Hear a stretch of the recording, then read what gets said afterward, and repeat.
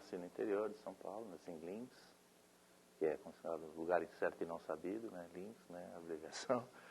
E é uma cidade no interior de São Paulo, mas eu mudei para São Paulo com uns 4 anos, por aí.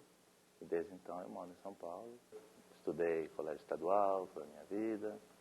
Aí entrei na USP, fiz educação física, né? Que é um fato pouco conhecido aqui na escola. Aí eu acabei educação física, mas eu trabalhava com pesquisa de mercado, então eu voltei a trabalhar com pesquisa de mercado, trabalhei vários anos com educação física, trabalhei com reabilitação de cardíacos, fui técnico de vôlei, várias coisas na minha vida.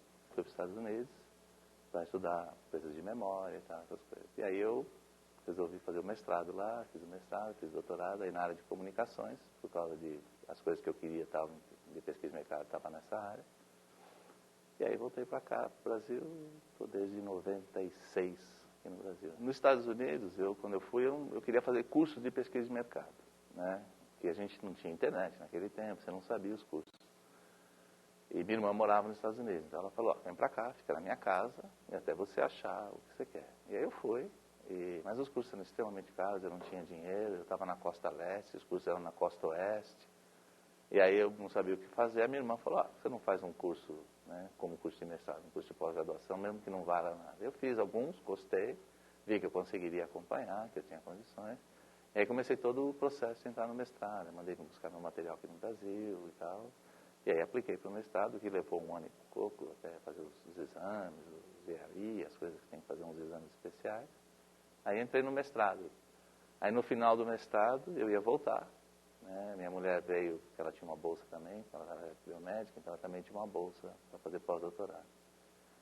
E ela veio pela passagem da bolsa e falou, não, o Brasil está muito ruim. Aí eu resolvi fazer o doutorado. Aí fiz o doutorado, aí voltamos depois do doutorado. Voltei para o Brasil. Voltei para o Brasil, aí eu já tinha contatos com o Pio, que era meu amigo de muito tempo. E ele intermediou um contato com o Tupã, que era o diretor da escola. E o Tupã estava bastante interessado que eu viesse para a escola. Eu vim, trabalhei 1 ano de graça aqui na escola, né, porque não tinha vaga, não tinha nada, até que apareceu uma vaga, né, justamente no que eu queria, e aí eu fui candidato único, passei em 2º lugar, né, fui escolhido. Não, aí foi mais ou menos uma contingência, na verdade a vaga apareceu, eu estava no escritório do Pio, chegou o Dorinho, que era o responsável pelo exame, e ele, conversando com ninguém se candidata a esse exame, ele mostrou o que era, eu falei, me interessa. Aí eu fui, só eu que me candidatei, porque precisa de doutorado, ninguém quer vir com doutorado, né? Não tinha muita gente. Porque a ideia, eu pensei com várias pessoas, a gente transformar isso aqui numa comunicação integrada, que é o futuro, não tem alternativa, né? Acho que com os professores novos, com o Paulo, com o Eneus, com a Clotilde, com o Máximo, o Clóvis, eu acho que a gente tem condição de formar uma equipe imbatível no Brasil, né, em termos de ensinar. Isso é um projeto real, não tem nada no papel, por enquanto é só discussão verbal, mas já há algum tempo que eu venho propondo isso, eu acho que fui eu que comecei a ideia, não da comunicação integrada, da Margarida, mas é transformar o departamento, mudar o sistema de vagas, mudar o sistema de escolha, então todo mundo entrar na escola, você entrou na escola aqui no CRP, sei lá, no 2º, 3º ano, você faz uma seleção, alguma coisa e vai para a sua área, né? Porque a gente vê muitos alunos de RP que chegam aqui querem ir para a publicidade e vice-versa, né? Ou seja, o que você vê é que não tem firmeza na decisão, né? E vocês têm muitas escolhas hoje, né? Então a gente sabe que o processo de escolha, quanto maior número de escolhas você tiver, sempre é pior a escolha. Você sempre vai sentir que escolheu o pior, não foi a melhor coisa que você escolheu. E é essa dúvida que fica para vocês também, né? Então, quanto mais você facilitar para as pessoas terem uma escolha única, ou uma escolha mais aprofundada, ou mais balizada, né, você tem um ganho muito grande em termos de formação do aluno, que é o objetivo. Com a escola, né, eu imagino que a escola tende a ganhar uma notoriedade que ela perdeu. Né? Acho assim, ela perdeu a notoriedade por causa de... hoje se fala, a SPM é melhor, né, também na área de publicidade. Né? Eu acabei de vir do Serasa, né, vou lá e encontro um aluno meu, né, trabalhando no setor de projetos e tal. Uma pessoa inteligente, não está lá porque sabe de publicidade, está lá porque é inteligente, capaz. Então, nossos alunos são muito bons. Assim. Então, eu acho assim, quanto mais a escola puder evoluir, estar em projetos de pesquisa, né? O nosso problema com a escola é o quê? A gente não tem projeção. Né? Esse cara que chamou a gente no Serasa hoje, só como exemplo, ele chamou o Mitsuru. Ele conhece o Mitsuru. né? Mas não conhece a escola. Né? O ideal seria que ele, na verdade, chamasse a escola, né? A CRP. Falar, vocês são, né, parte forte nisso, venham aqui, falam para mim o que eu tenho que fazer. Né? E é essa a ideia, né? Que a gente passou essa ideia indo bastante. Nós estamos em 4 hoje, 3 professores. Então, a ideia é falar, sabe, a Mitsuru é um, né, mas tem outros caras pensando outras coisas que também são tão bons quanto, ou pelo menos podem ajudar. Então, essa ideia, na verdade, é promover a escola, fazer a escola ser conhecida. A gente é conhecido, você vai no Brasil todo, você é conhecido, mas pela fama e não pelos projetos. Né? A gente tem que ser conhecido pelo que a gente faz, pelo que a gente desenvolve. Então, fazer ter vida aqui dentro, porque eu acho que a gente não tem vida aqui dentro. Né? No CECA Júnior, ninguém mais tem vida aqui. Né? Os alunos somem daqui, você dá aula para ele some da escola, vai embora. Né? Na verdade, você tem que ficar, tem que estar na universidade. Tem que arrumar um namorado da Poli, né? Conhecer um cara da filosofia.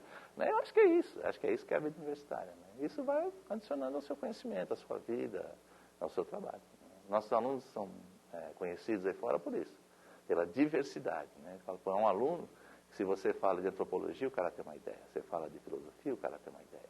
Né? Então, ele sabe o que acontece. Eu sempre brinco com os pais. Né? Ó, depois de 4 anos, estou devolvendo sem muito estrago. Né? Porque acho que é essa a ideia mesmo. Né? Eles confiam na gente. Né? Bom, eu ponho meu filho nessa escola porque eu confio que a escola é boa. Ele confia que a escola é boa, ele confia em mim. Né? Então, é uma coisa que eu volto e falo, ó, tá aqui, fiz o melhor que eu pude, né? Fico feliz que eles gostaram. Né? Tem um menino que está no mestrado agora, que está no... acabou de qualificar, estava na qualificação dele de mestrado, foi mestrado com a Lucilene, e ele era o orador da turma. E é um aluno extremamente engraçado, mas extremamente engraçado, o Alê. E o Alê, na hora que ele foi falar, ele chegou e falou, olha, é muito difícil fazer um discurso desse de orador da turma. Então o que eu fiz? Eu fui para a internet. E comecei a ver na internet. E aí na internet eu vi muita repetição de algumas palavras. Isso não é um fim, é um começo, né? É o começo de uma luz, é uma transição. Então ele pegou todas essas palavras que são repetidas nos discursos, nossos também, né? E todos nós vamos ter que discursar naquele dia, incluindo o Clóvis, que é muito bom de oratória. E ele falou, então vamos fazer o bingo, tá? Então são essas palavras, vocês anotam as palavras. Cada vez que um professor desses daí falar, né, é um ritual de passagem, vocês cantam, bingo, né? E deu toda a lista das palavras. E aí o que acontece? Cada um que ia falar lá, não conseguia falar sem rir, porque você tinha centenas dessas palavras.